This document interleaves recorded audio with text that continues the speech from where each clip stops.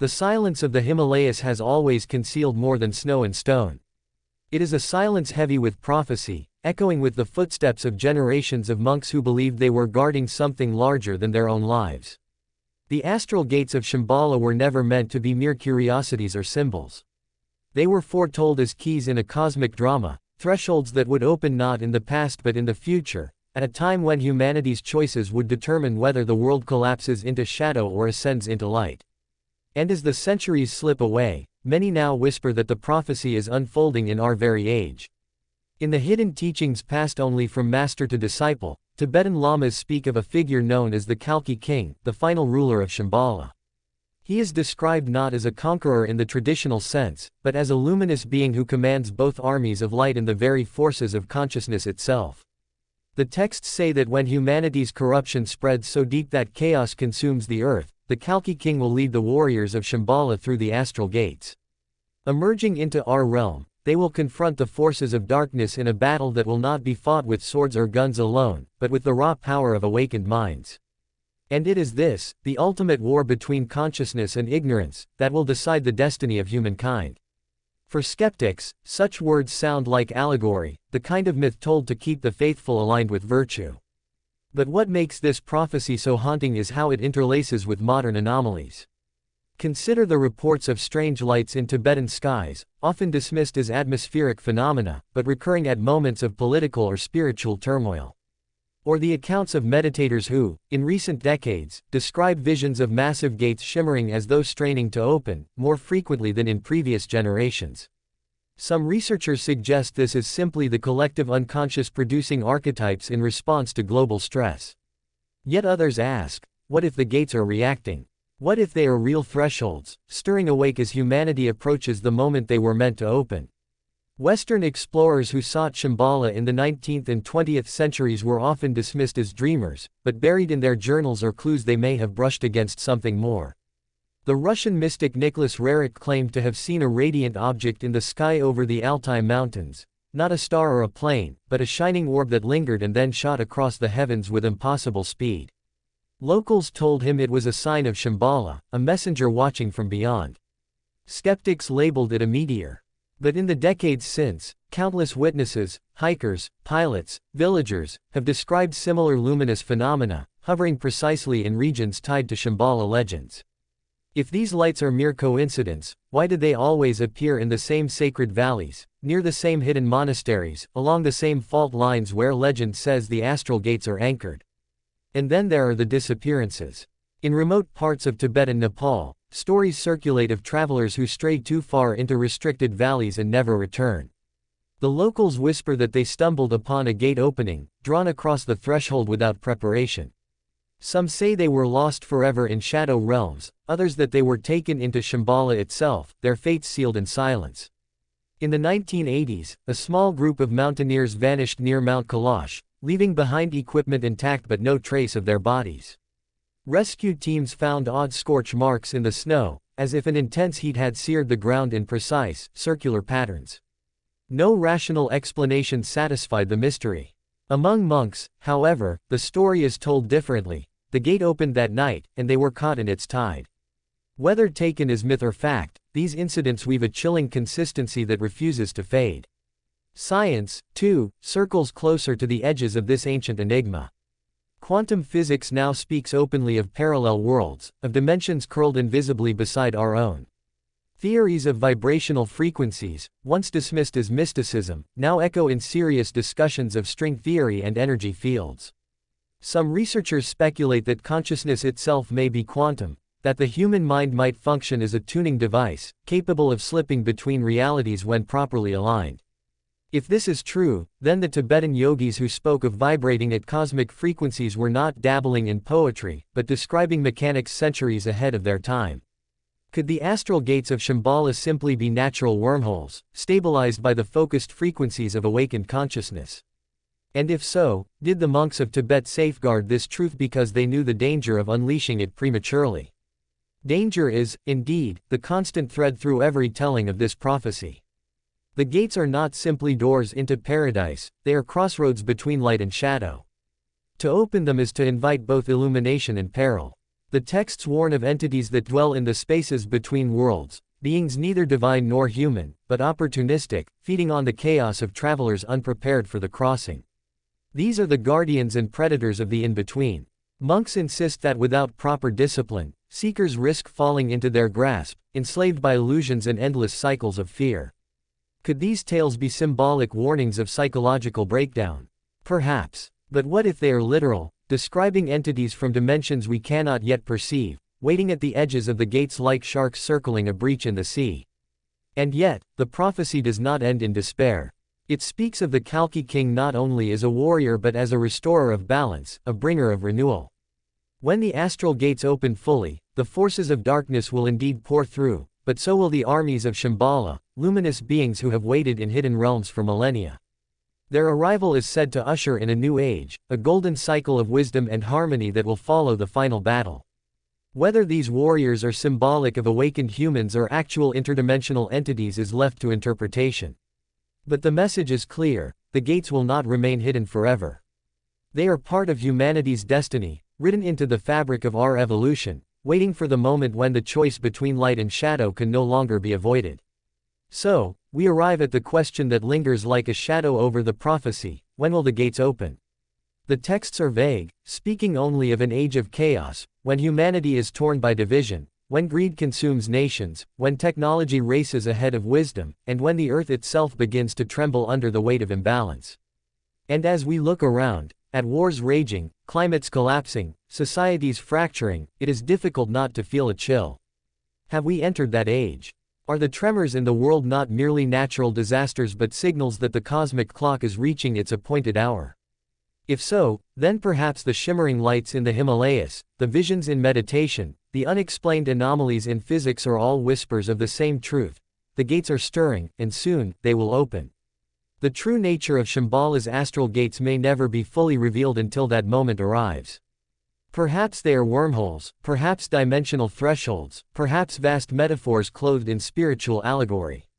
But what cannot be denied is the persistence of the myth, the consistency of its visions, and the growing resonance with the discoveries of modern science. Somewhere, deep within the mountains, hidden from the eyes of satellites and soldiers, lie the veils of light, shimmering thresholds between worlds. And when they part, the destiny of humanity will be rewritten in ways we can scarcely imagine. Until then, the story of Shambhala remains both a warning and an invitation. A warning that the gates are not toys for the curious, not paths for the reckless, but thresholds demanding reverence and readiness. And an invitation that perhaps the greatest journey is not across mountains or into tunnels of light, but within ourselves, to awaken the frequencies that align us with higher realities. For in the end, the astral gates of Shambhala may not be distant at all. They may be waiting inside each of us, flickering like hidden stars, ready to open when we are finally prepared to step beyond the boundaries of this world, into the vast, luminous unknown that lies beyond. Beneath the snow-capped Himalayas, whispered among monks in hidden monasteries and preserved in ancient scrolls that few outsiders have ever glimpsed, lies one of the most tantalizing mysteries in human history: the astral gates of Shambhala. For centuries, seekers from across the world have scoured the high mountain passes of Tibet, India, and Mongolia, convinced that Shambhala was a physical kingdom hidden somewhere in the icy expanse. But what if it was never a place one could simply walk into? What if the fabled kingdom was not built of stone and earth but woven into the fabric of consciousness itself, a realm of interdimensional gateways that could only be entered through altered states of being?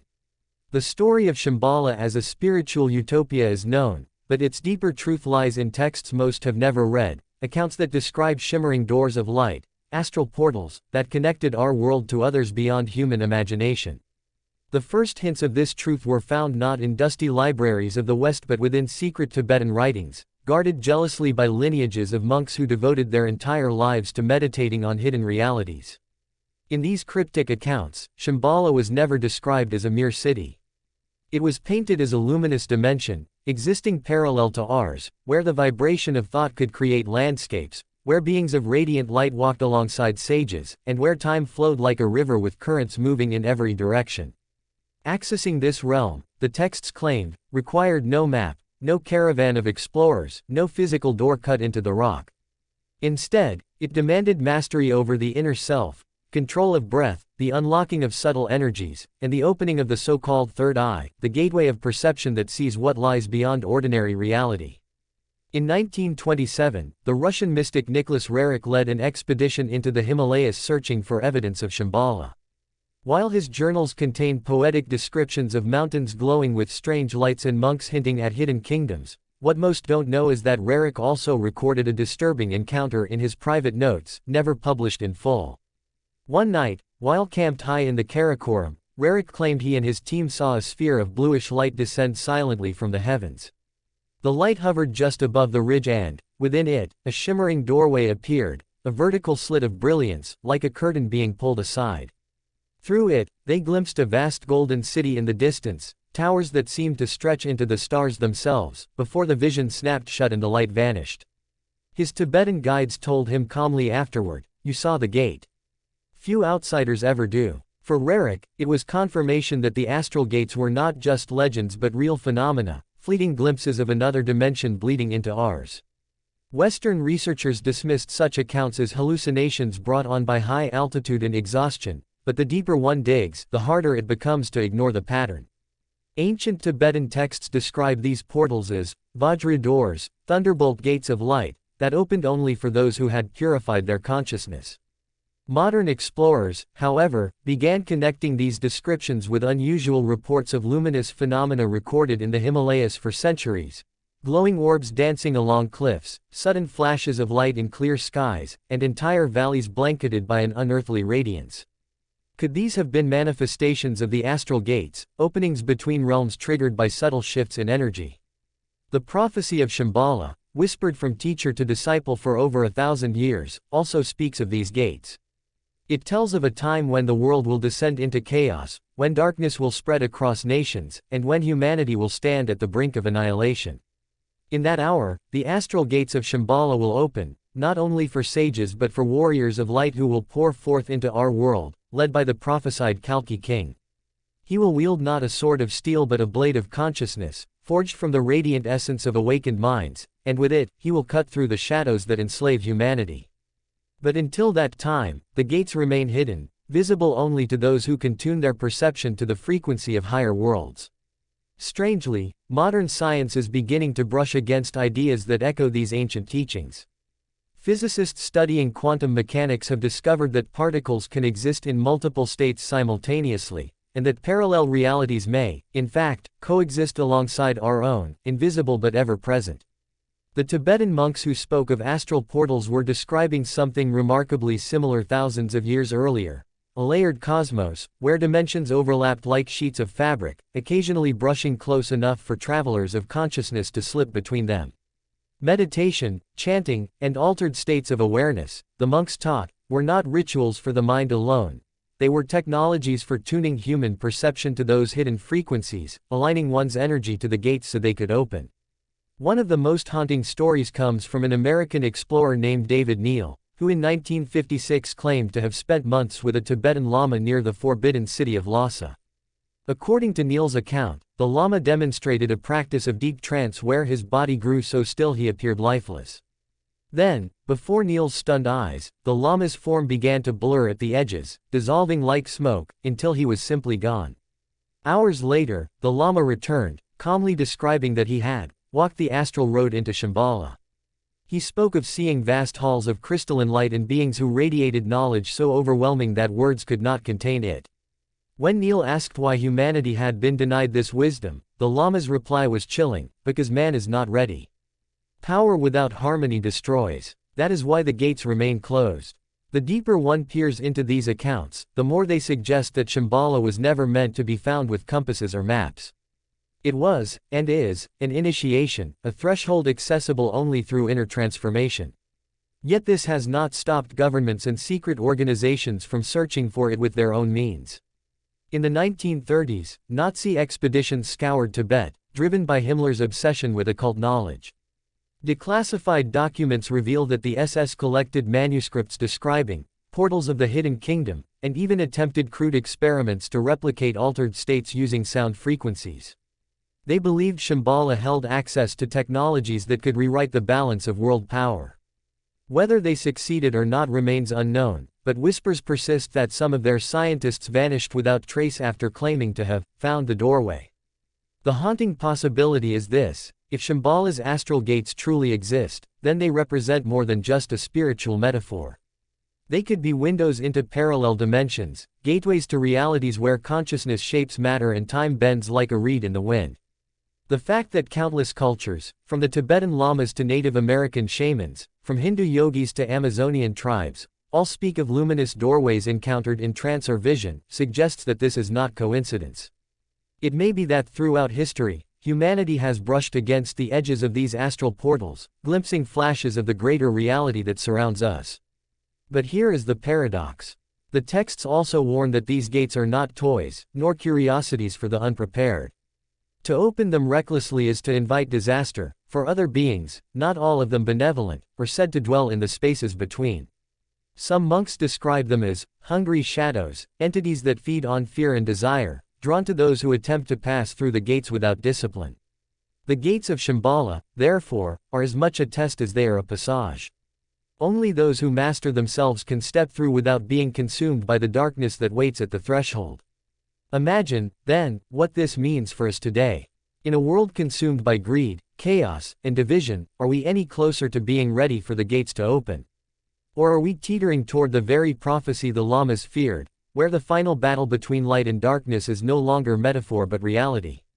If Shambhala is indeed real, if its astral gates shimmer just beyond the edge of our perception, then perhaps humanity's future is not about conquering mountains or planets but about conquering ourselves.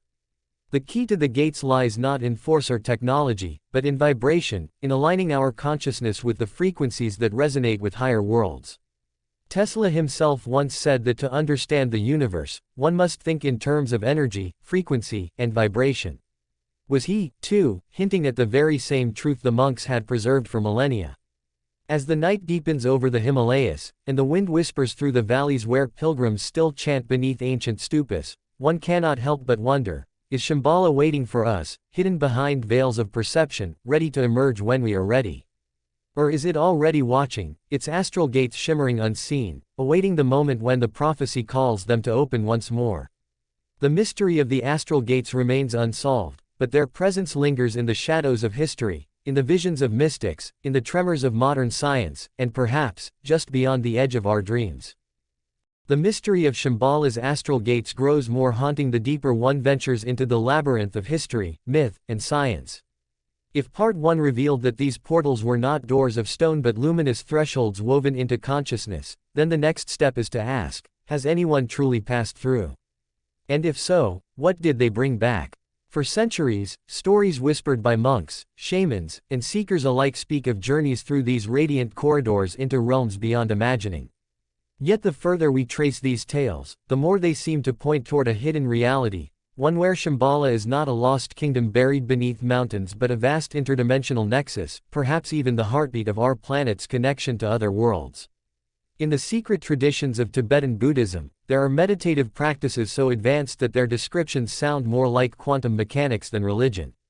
Practitioners of Dzogchen and Tummo claim to harness energies within the body, aligning themselves with cosmic vibrations until they resonate with higher planes. When done correctly, adepts describe the sensation of stepping out of physical form, as though slipping through a veil into another dimension. These accounts are remarkably consistent: tunnels of light, resonant hums, and a sudden expansion of awareness into landscapes that shimmer with brilliance. To the uninitiated, this might sound like imagination. But when multiple witnesses, across centuries and cultures, describe similar journeys, we are forced to reconsider. Were they all merely hallucinating, or were they glimpsing the astral gates of Shambhala?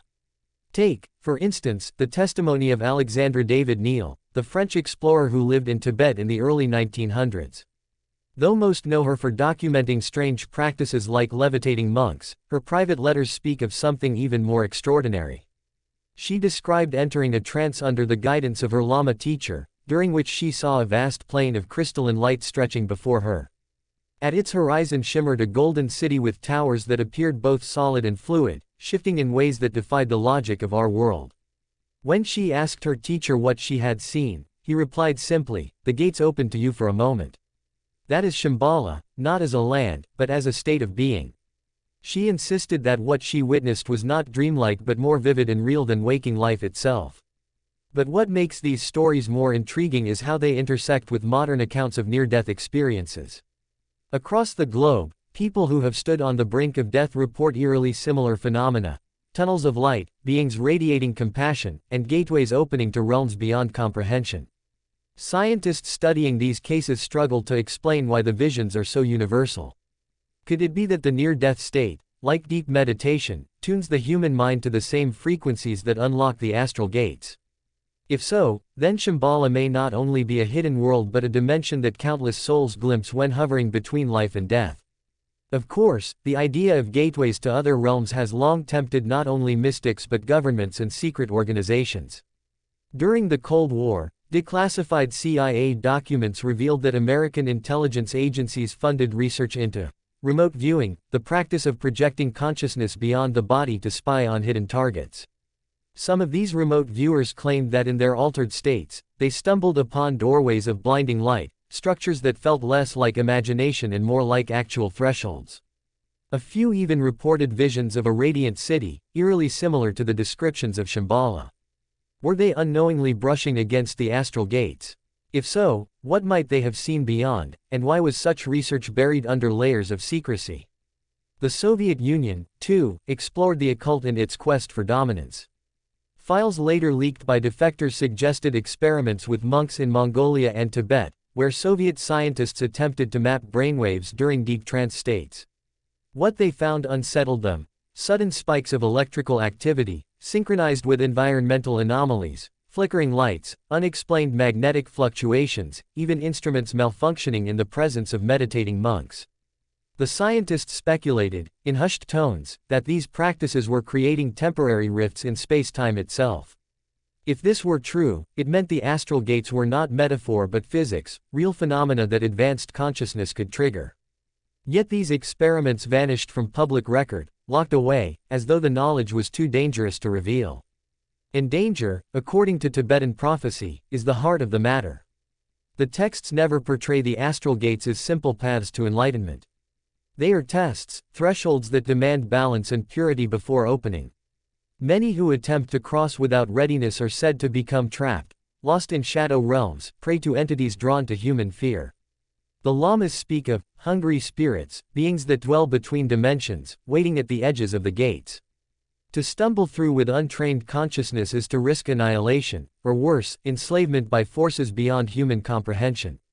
This is why the gates remain hidden, why the knowledge is passed only to initiates prepared for the dangers that lie beyond. Yet there are those who ignored the warnings. In 1972, a group of Western seekers, a mix of mystics, writers, and adventurers, traveled into the Himalayas, determined to find the hidden kingdom. Their leader, a man named Jonathan Reed, had studied Tibetan texts and believed he could unlock the astral gates through a blend of meditation and psychedelics. His journals, later recovered by locals, describe their final days. Reed claimed that during a night of ritual, the group experienced a shimmering doorway rising in the darkness, a vertical slit of pulsating light. Against the protests of one Tibetan guide, several members rushed toward it. They disappeared into the glow, and were never seen again. Reed himself staggered back days later, incoherent, raving about landscapes of fire and beings with faces like shifting masks. He died within weeks, his body mysteriously aged as though decades had passed. The incident was hushed, written off as a tragic expedition gone wrong. But those who read Reed's journals whisper otherwise, that the astral gate opened, and some of them never returned. Such stories blur the line between myth and reality, yet their consistency is what keeps the mystery alive. Whether in the Himalayas, the deserts of South America, or the caves of Egypt, cultures speak of radiant doors leading to higher realms. The Mayans spoke of serpent portals, opened by sound and light. The Egyptians wrote of the duat, gateways the soul must pass through to reach eternity. Even Native American shamans describe star doors, encountered in vision quests. Could all of these be cultural echoes of the same truth, that humanity, across continents and millennia, has encountered the astral gates in different forms? If so, Shambhala may not be unique, but rather the central hub, the mother of all portals, the nexus from which others radiate across the earth.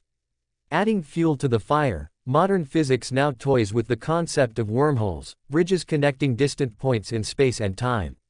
While these remain theoretical, the mathematics behind them eerily resembles descriptions in Tibetan texts of Vajra paths, channels of energy that bend space and connect realms. Could it be that what the monks called astral travel is, in fact, a consciousness-driven way of navigating wormholes? If so, then Shambhala's gates are not fantasy but advanced science cloaked in spiritual symbolism. It suggests a terrifying possibility. The monks were not merely preserving mystical secrets, they were safeguarding knowledge of interdimensional technology. And yet, perhaps the most compelling evidence comes not from mystics or physicists but from ordinary people. In the late 1990s, a wave of hikers in the Himalayas reported strange phenomena: luminous orbs hovering in valleys, feelings of being pulled toward invisible thresholds, sudden visions of cities in the sky. Most dismissed these as illusions caused by exhaustion or altitude sickness. But when multiple groups, separated by miles and days, describe the same glowing arches of light, the same sensation of walking toward a gateway, it becomes harder to ignore. Were these accidental glimpses of the astral gates, moments when the veil thinned enough for ordinary eyes to see? The gates, it seems, are not just ancient relics of myth. They are active, shifting, opening and closing according to rhythms we barely understand. And if the prophecies are to be believed, they will not remain hidden forever. Tibetan texts warn of a time when the gates will open wide, not for seekers or sages, but for warriors of Shambhala, who will emerge into our world during an age of darkness. They will carry knowledge and power far beyond our comprehension, and their arrival will mark the beginning of the final battle, not a war of guns and bombs, but of consciousness itself. Light and shadow, locked in a struggle to shape the destiny of humanity. This raises the question, are we already nearing that time? As the world plunges into chaos, as wars and climate disasters escalate, as technology outpaces wisdom, are we moving closer to the threshold where the gates must open?